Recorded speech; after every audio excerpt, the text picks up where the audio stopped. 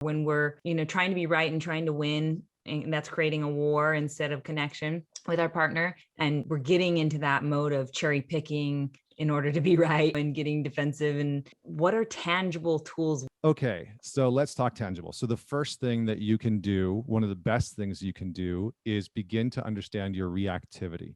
Where do you become reactive? So reactivity, as I define it, is an unconscious reaction to stimulus. So your partner says something and you automatically react with anger, with aggression. You shut down, you become passive aggressive. That's reactivity. That reactivity is there to, first off, it's a neon sign pointing to your shadow. So your reactivity is indicating that you are consciously not responding anymore. You are reacting from fear, insecurity, pain, worry, inferiority, some combination of that. So the first thing that you need to do is spend an entire month beginning to notice your reactivity. When does it show up? Where does it show up? With whom does it show up the most? Why does it show up? What triggers it, right? So is there certain things that your partner says or does? Is there, when you try and initiate sex and he or she is, sort of interested but not interested, and all of a sudden you blow a gasket, right? You like lose your shit and yell or shut down. You're like, fine, fuck it, I don't want it anyway, or whatever the case may be. That reactivity, get to know it intimately, because it is the saboteur of your intimacy. It is the sabotager of your relationships. So get to know your reactivity. And I gave you some very specific pieces. Spend a month with it, notice it, and finally ask the people in your life when you get reactive. That's almost a better one than if you really want to know.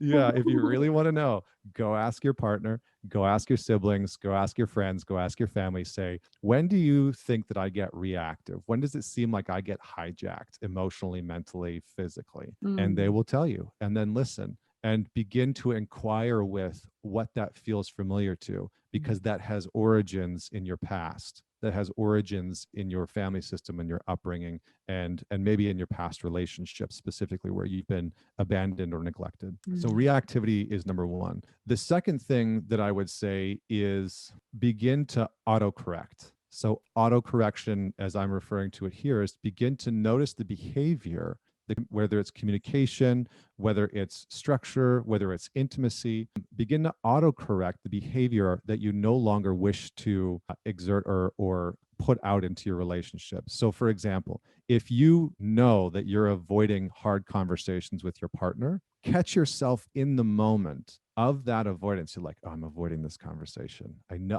I want to have it, but I'm avoiding this conversation. So autocorrect. Maybe the first part is you text a friend and you say, I'm avoiding this conversation right now. And I just need to label, I just need to say it out loud that I'm avoiding this conversation. Okay, well, what would be the next step from there? Maybe the next step from there is that you go and tell your partner and you actually say, I'm avoiding a hard conversation with you.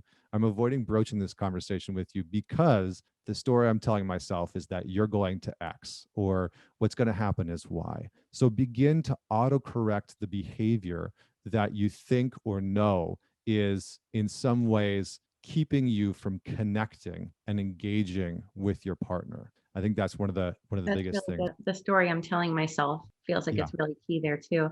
I wish there was like an autocorrect button that I could buy and install. Yeah, well, I think that brings me to the last piece, which is start to identify the skills that maybe you haven't developed within your relationship to make them successful. We aren't all, most of us, I don't think any of us really are given the entire skill set for healthy relationships. Maybe some of us have secure attachments and we grew up in an environment with secure attachments. Maybe some of us know how to have confronting conversations, and that's great. Maybe some of us know how to communicate what we want sexually, but most people have not been given the full tool set. So the best thing that you can do for yourself is to identify what skills in my relationship. Setting boundaries is a skill. Communicating what you want sexually is a skill. Being vulnerable is a skill, right? All of these things are skills in a relationship that we can actually learn and cultivate. And sometimes the best thing we can do for ourselves, if we really want to make progress, is to identify what skill we actually know we haven't developed. And a good way to do that is by looking back at your previous relationships and saying, what was actually missing on my side, not on the other person, but what did I contribute to the relationship to cause the erosion, the breakdown of the relationship, and what skill might that be? And then you can implement that. You can implement the training and the development of that skill. Yeah, I feel I have those skills that you listed, but I know the skill that I am lacking that is detrimental for relationships is being a conflict buster. Like I give my boyfriend all the credit when it comes to, he's always the one that comes to me to solve the conflict. I never go to him. And it sounds like pride, but I genuinely feel like I don't have that skill. And I've learned so much from watching him do it. And I am working on moving from anxiously attached. He's definitely secure attached. But when I was with an avoidant, I was the conflict buster, because I was the anxious, he was the avoidant. I was always activated by him. So it's interesting that now that I'm with a secure, it seems like all of a sudden I don't know how to be the conflict buster. It's how it switches like that is interesting. What do you get out of being in that space? What does it keep you from? Being rejected. Like if I try to go conflict, I guess maybe because in the avoidant, I was always rejected. Maybe I'm used to that response that now I'm, went through that for 4 years that now it's like so much of what I'm used to, I expect it. But I know that my partner would not reject me. He would love if I would be the conflict buster. Well, and in some ways you get to stay in control because you get to stay in this power position because you know that he's going to come to you. And I think that there's probably some form of healing in that because before you were always the one that had to run to the avoidant and try and convince them. Yeah, and so now you get the worthiness. So now you get to be in that power position. So I think the leveling out of that for you, the healing of that anxious attachment for you is to be the one that in some cases starts to lean into that discomfort of humbling yourself in some ways and reminding yourself by doing it that it's actually okay, that you're safe in that dynamic. Because what I heard you say is that you know that he's secure and that he can receive that from you.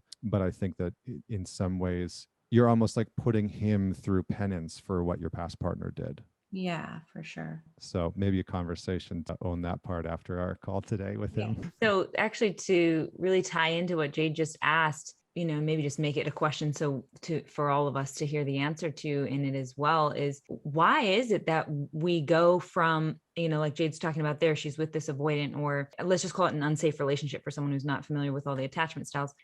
You're in this unsafe relationship and you're really trying to make things work. You're trying so hard because it's so unsafe. You're just scrambling, especially, as an anxious person or whatever, you're scrambling to make things work. And then later down the line, you're in a safe relationship and you start relaxing in it. It's almost like you're relaxing too much now. And you are going from this one extreme to the next in these different relationships, kind of like a little ping pong ball. So how do we get to a place where we aren't either being taken advantage of or being manipulated by our partner, or aren't taking advantage of and manipulating our partner, like on the flip side of that? Like, how do we get more centered? And why do we ping pong like that?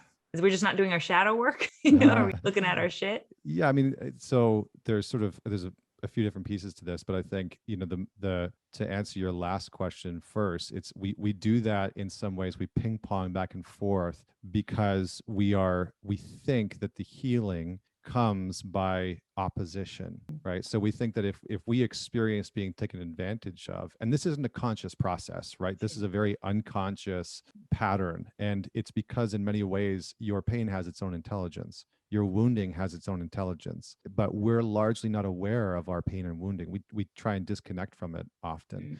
And so we're in a relationship, we're wounded in it, we get cheated on, or, we're with this avoidant person and they ghost us continually. And, we're constantly chasing after them and pursuing them. And we're like, oh, this is fucking painful and this sucks. And then the relationship ends, inevitably they leave us because they're like, you're too needy and I can't deal with this anymore. And then we find ourselves in another relationship. And what do we say to ourselves between those two relationships? I'm never going to do that again. I'm never going to do that. I'm never going to put myself in that position again. Whoop, pendulum swings to the other side, right? And suddenly we find ourselves in a position with this needy, clingy person that's constantly text bombing us and coming after us. And we're like, and part of us is like, oh, this feels amazing. I am so safe. I'm so safe. I'm not doing that thing that got me hurt before. good on me, pat on the back, here we go, right? A couple months go by, and all of a sudden that person is agitating us, and we find ourselves doing the same behavior that that previous partner did to us before. And so the real answer to all this is that we allow other people to abandon and neglect us because we are abandoning and neglecting ourselves. And it's the hard truth that we generally don't want to see in the moment. When we're allowing somebody else to treat us like that, it's because on some level we believe that that's what we deserve. And often it's a reflection of our relationship to ourself. The original relationship, obviously you have your origin relationships with your parents and your family system, but the real relationship that always shows up in every single relationship you will ever have in your life is your relationship with yourself. And so if that relationship isn't right first, the rest are going to struggle. The rest are going to be challenging, because the truth is that everywhere you go, there you are. In every relationship, it is a manifestation of how you are showing up. And so if you're showing up in a relationship with somebody who is mistreating you, and you've allowed that to happen for years or in past relationships, it's because of the relationship with yourself that you think on some level that that's what you deserve. And that's a very hard thing for some of us to face, because sometimes we realize that, but then rather than working to heal that truth and integrate that pain, we use that as an opportunity to shit on ourselves and self-deprecate and shame ourselves even more. And we use it to shame spiral. I'm so worthless, of course. Da, da, da, da. And so the real answer is that, as I go back to that comment about intimacy being intimacy, innermost, is that the first and last relationship that we need to have is with ourselves, and to understand the ways in which we justify mistreating ourselves, because those are likely the ways that we justify either the mistreatment of others or the mistreatment of others towards us. And it's almost always a reflection of some part of our inner relationship that hasn't become fully functional. We haven't developed that relationship with the masculine within us, with the yang within us, or the animus within us, as Jung would say. Or we haven't developed the relationship with the anima, with the feminine, with the yin. And so we need to cultivate some component of that.